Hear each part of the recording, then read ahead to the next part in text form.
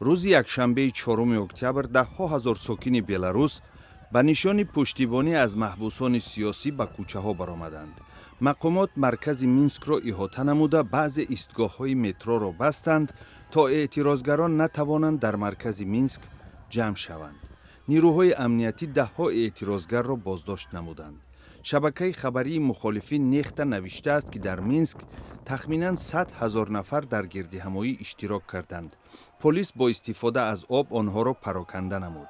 эътирозгарон парчами сафеду сурхро, ки рамзи мухолифат ба ҳукумат аст, боло бардошта ба тарафи маҳбас ва иншооти нигаҳдории боздоштшудаҳо ҳаракат карданд. иттиҳоди рӯзноманигорони Беларус мегӯяд, камаш 17 корманди расонаҳо аз тарафи мақомот дастгир шуданд. баъди тафтиши аснод 12 нафари онҳоро озод карданд.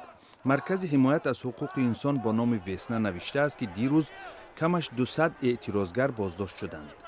гирдиҳамоиҳои мухолифин дар дигар шаҳрҳо аз ҷумла Ҳомел, Ҳродно ва Брест ҳам доир шуда буданд.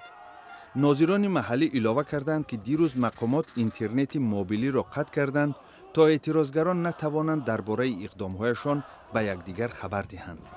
инак 8 ҳафта мешавад, ки мухолифин бар зидди ҳукуматдории Александр Лукашенко гирдиҳамоиҳои эътирозӣ доир мекунанд. зеро пирӯзии Лукашенко дар интихоботи президентии 9 августро эътироф намекунанд.